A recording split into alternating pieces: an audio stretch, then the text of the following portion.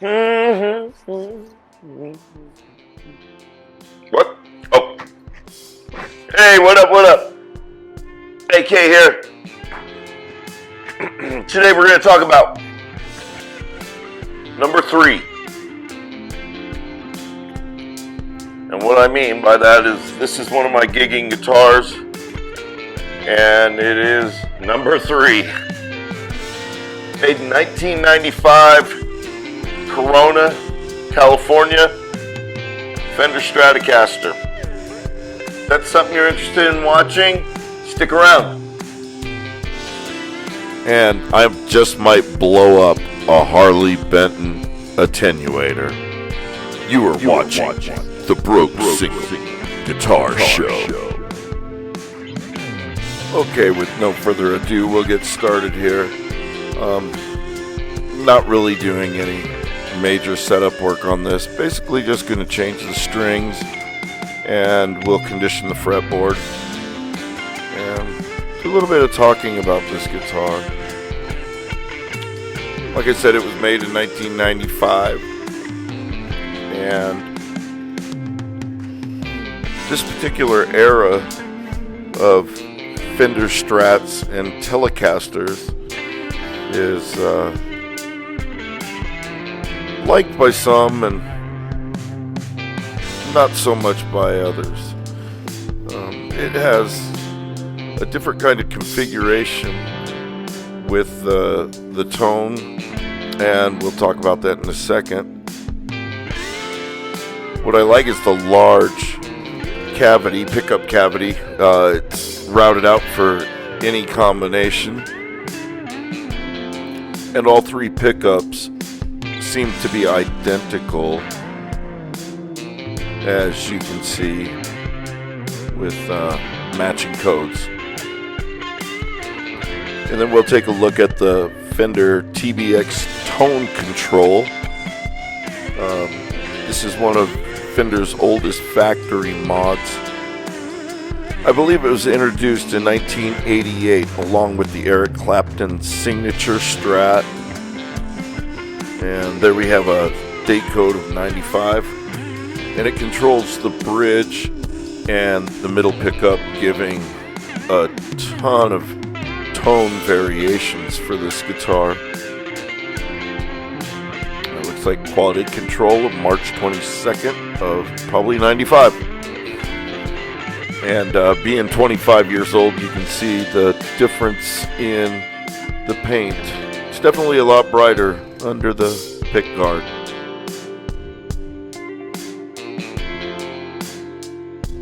And then you see the deep cavity for the controls to accommodate that stack pot. What's nice is you could make this HSH design and have coil splitters. I also love this bridge design. Really comfortable and stable. The tone knob is 2 250K pots. One is a bass increaser and the other one is a low cut. And in the middle it's flat. And well, I'll definitely go through some of the sounds before I also play a demo using the Harley Benton Attenuator, and it's the first time I've ever hooked one up, so you guys can laugh. I almost blew the damn thing up, and I don't know, maybe it was a little too close to 420. And here we'll finish conditioning the fingerboard. I want to put the oil on generously and then take a dry cotton ball and rub it in again. You know, I do this on every setup, and you know, it's just interesting to see all the different fingerboards.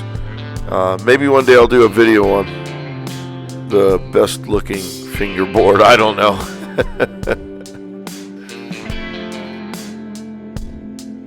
And as you can see, this was a well cared for guitar. I've had it for a while, but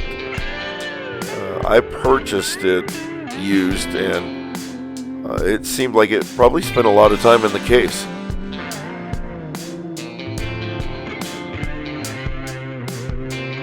And then we got the small Fender headstock. Yeah, I know. I should be using a socket, but maybe that's another episode. And typically, when reinstalling the pick guard, you don't want to screw the screws all the way tight. I do them just enough to where they touch the pick guard but don't drill into it. And then I'll go back with a screwdriver and tighten them by hand. And we're going to talk about also the strap buttons after we take a look inside the tremolo compartment. And you know, for being 26 years old, this guitar is in great shape. It looks like these covers have never been taken off, and that really surprises me. Of course, we have the 3 springs, and the spring bar is steel, as with the springs and the mounting bracket. There's another quality control. Looks like March 22nd.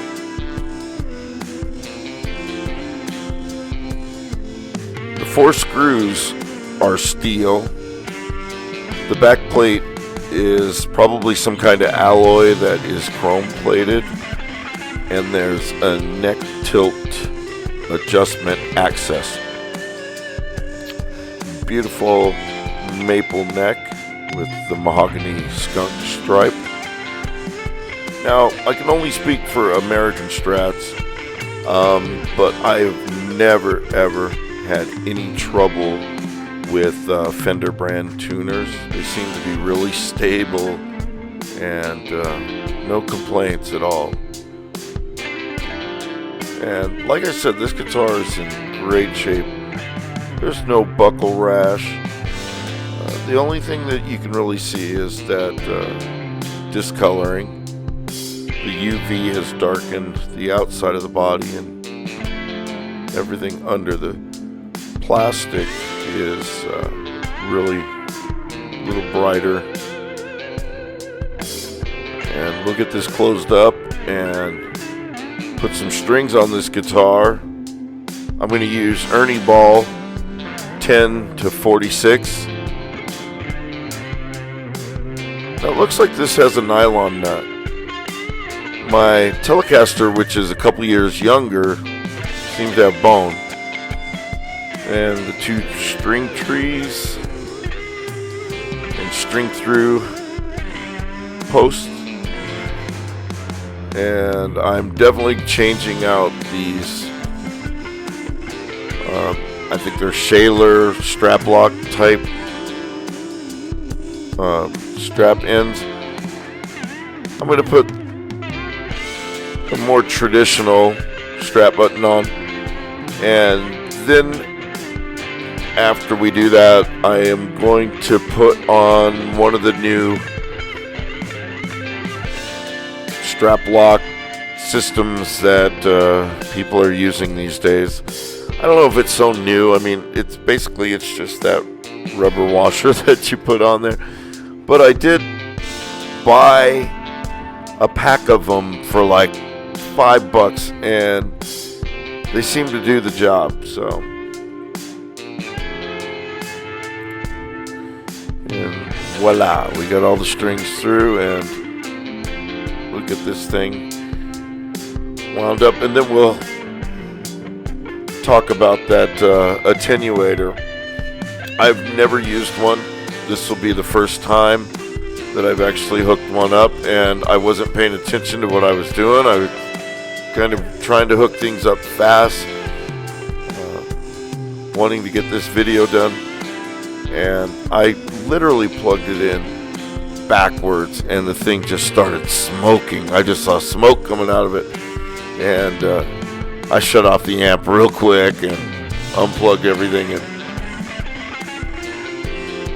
then I thought to myself, like, how the heck did I do that? And then I'll do a little demonstration to kind of show the tones that this guitar can get. It's, for me, this is a guitar that is mainly for clean rhythms. I very seldomly want to put a whole lot of dirt on it, but with the attenuator, it allows me to crank my amp up to about 10, or crank everything up and get that certain breakup that you get. And there's the rubber gaskets. And see, as you can see on the picture on the right, I had it plugged in backwards, and boom, it almost blew up. It smelled like burnt wire, so I hope that I didn't reduce the life of it. And as you can see, I got the master up to 10. Be sure to match the ohms, the back of the amp to the back of the attenuator, and put your speaker on the out. And we're also going to do a mic mod line into GarageBand. So check it out.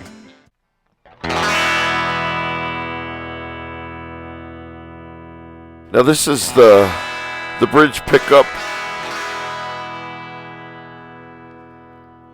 I'm backed off a little bit, but when you turn it all the way to the treble side, it just seems to take the bass out.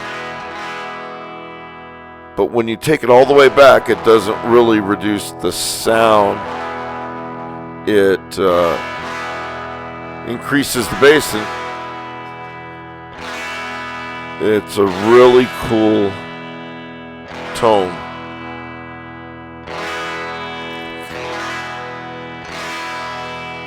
Now, when you put it in the bridge and middle position, it gets a whole different range of sounds, as you can see.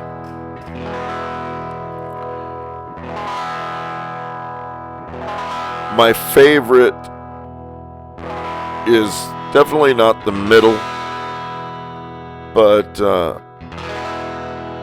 the middle I probably like it flat, because now when you put it in the middle and the neck position, this is my favorite. Oh, it comes to life. What's that bass? Now you can always use the neck tone to get probably a really jazzy sound with the middle pickup and, you know, the bass boost. And we'll go ahead and hear what this thing sounds like. I do have this plug in the attenuator out, line out, or mic out, and it's going right into GarageBand.